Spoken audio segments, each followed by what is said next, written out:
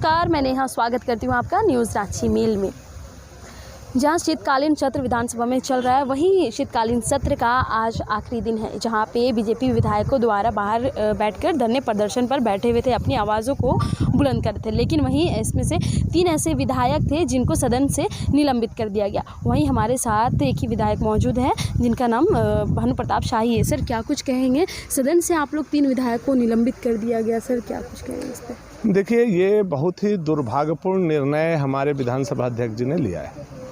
नियम के प्रतिकूल लिया है, सरकार को बचाने के लिए लिया है, युवा की आवाज़ सदन में नहीं उठे इसके लिए लिया है। और हम लोग सदन में इसलिए चुन करके नहीं आए हैं कि केवल नली गली पीसीसी की बात करें। राज्य के जो ज्वलंत विषय हैं विधानसभा सत्र में उठाने के लिए हम लोग सदस्य बने हैं। और जब ज्वलंत विषय आज के तारीख में हम लोगों को नज़र आता है कि युवा सबसे बड़ा ज्वलंत विषय है। हमारे युवा जेएसएससी के घेराव कर रहे हैं, एग्ज़ाम कंडक्ट नहीं होने से 4 साल की पढ़ाई और उनकी पूरी जीवन बर्बाद हो रही है, ओवर एज हो रहे हैं, तो उनका विषय सदन में उठाया जाए।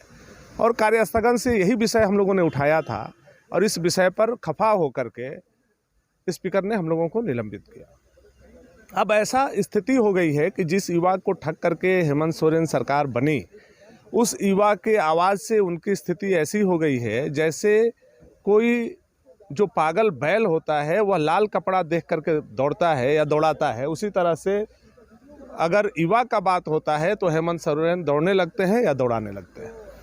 तो उनके कहने पर ही हम लोगों को निलंबित किया गया। यह दुर्भाग्यपूर्ण स्थिति है कि सरकार के कहने पर अध्यक्ष ने हम लोगों को निलंबित किया। युवाओं के रोजगार को लेकर क्या कहेंगे सर? आए दिन वो सड़क पर रहते हैं और राजभवन के समक्ष उनका धरना प्रदर्शन कई दिनों से भी लगातार जारी है। देखिए, 4 साल राज्य बने, ये सरकार बने हुए हो गया। 4 साल में हेमंत सोरेन जी ने कहा था कि 5 लाख नौकरी हर साल में दूंगा।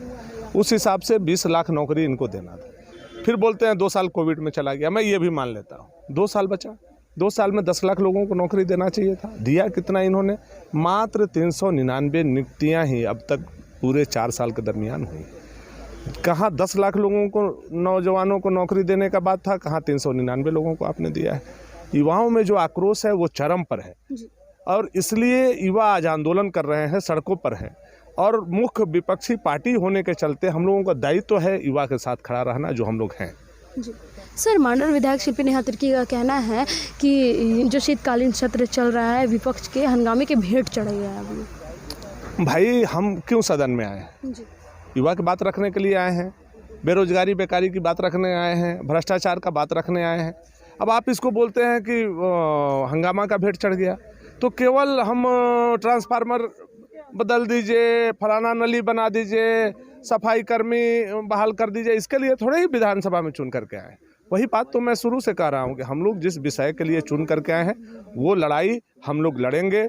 आप सस्पेंड कीजिए, बर्खास्त कीजिए या फांसी दीजिए। उन लोगों का कहना तो सर ये भी है कि सिर्फ पॉलिटिक्स से रिलेटेड वाला आते हैं, जन मुद्दों को दबाते हैं और ईडी का मामला हो या धीरज साहू जैसे मामला हो, इन सभी मामलों को सिर्फ उजागर करते हैं और बाकी जन मुद्दों को वो लोग दबा देते हैं। हम लोग को किस विषय पर निलंबित किया गया है? ईडी के मामले पर आपने निलंबित किया है तो बताइए। आपने तो सीधा सीधा मुझे युवा के विषय पर ही निलंबित करने का काम किया है ना। और युवा का विषय आज झारखंड का सबसे प्रमुख विषय है, तो इस विषय पर क्यों नहीं डिबेट करा लेते हैं? हम लोगों तो इसीलिए कार्यस्थगन लेकर के आए थे। कार्यस्थगन का मतलब क्या होता है? सारे कार्य को रोक करके जो विषय ज्वलंत विषय लाया गया है उस पर चर्चा कराना। तो आप क्यों नहीं चर्चा करा लिए? हम लोगों को उल्टा आपने निलंबित करने का काम किया। तो कौन भाग रहा है या झारखंड के युवा समझ रहा है?